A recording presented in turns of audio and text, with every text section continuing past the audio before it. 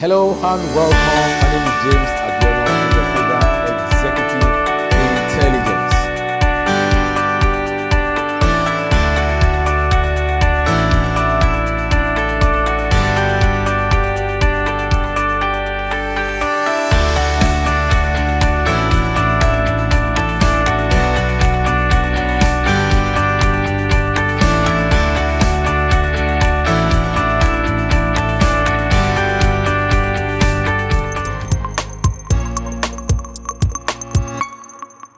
Hello and welcome. My name is James Abiono on this program, Executive Intelligence. Today I would like to talk about something very vital in business. If you don't understand this aspect of business, you will definitely run out of business because it's what determines how much you make every minute. Because we need to know that for the 60 seconds that makes a minute, and the 60 minutes that makes 1 hour, and for the very 24 hours that makes it a day, the 7 days that makes a week, and the 4 weeks which makes a month, the 12 months that makes a year, the 10 years of a decade, and a 100 years of a century, and 1,000 years of a millennium. Why is it arranged like this? It's because time is mathematical, and only the few that calculate their life to success succeeds. Mike Murdoch said something, that your respect for time is a prediction of your financial future. And I think that's true. I have never seen any rich man that doesn't value time. Neither have I met any poor man that respects time. In fact, I've come to find out that rich men will spend their money to save their time, whereas poor man will spend his time to save his money. As business owners, we need to understand that time is of great factor. And some of us in the diaspora understand this, but yet we are still a victim of it. Because whenever you have somebody who have your time has your life. That's why we call it lifetime. And we need to understand that every day counts. Some of us plan just to spend a year abroad, and lo and behold, we spend 10 years now. Simply because time does not wait for anyone. If you want to kill time, you are committing suicide, not murder. Now, one thing about time is this: those who are successful is because they take maximum advantage of time.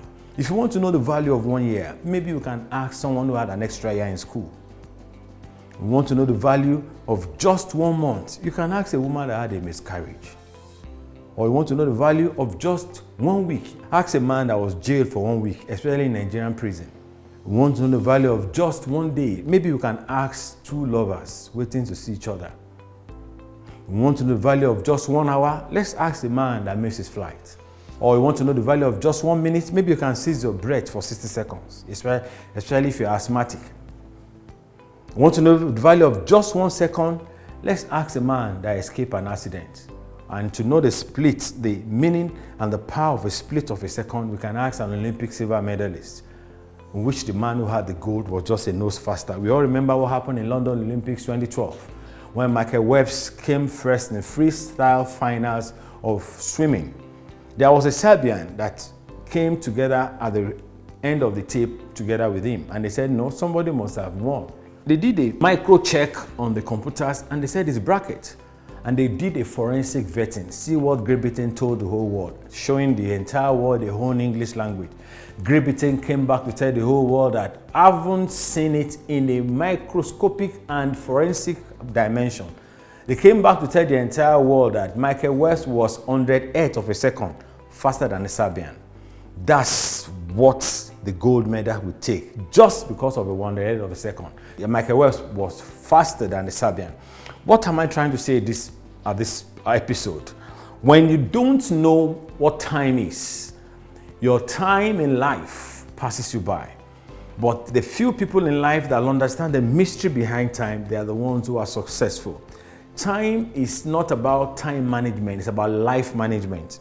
Because when you don't manage your life, time fights you. And one thing I've found to see about time also is this: time is the most merciless invigilator of life. When you are writing an exam and you are told that 5 questions, 2 hours, you answer only 4 and your time starts now.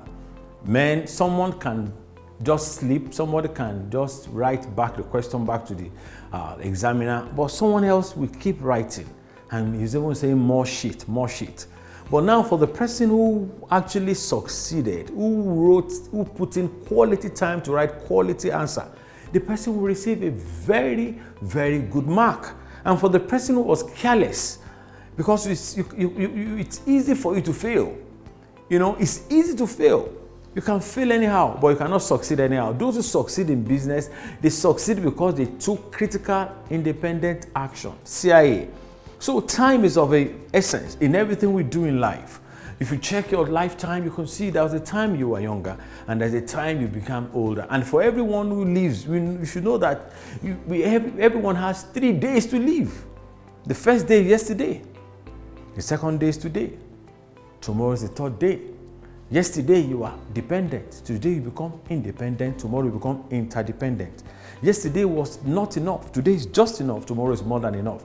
Yesterday was that day that looks like your days of Egypt. And today is a day of your wilderness. Tomorrow is your promised land.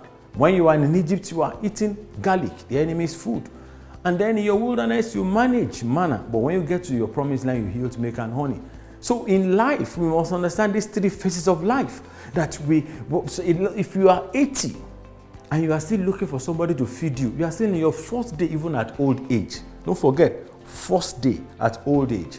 If you don't want to be in your 1st state at old age, you need to understand there is need for you to take responsibility, because responsibility is the definition of adulthood. Till I meet you again, my name is James Abiono on this program, Executive Intelligence. See you another time.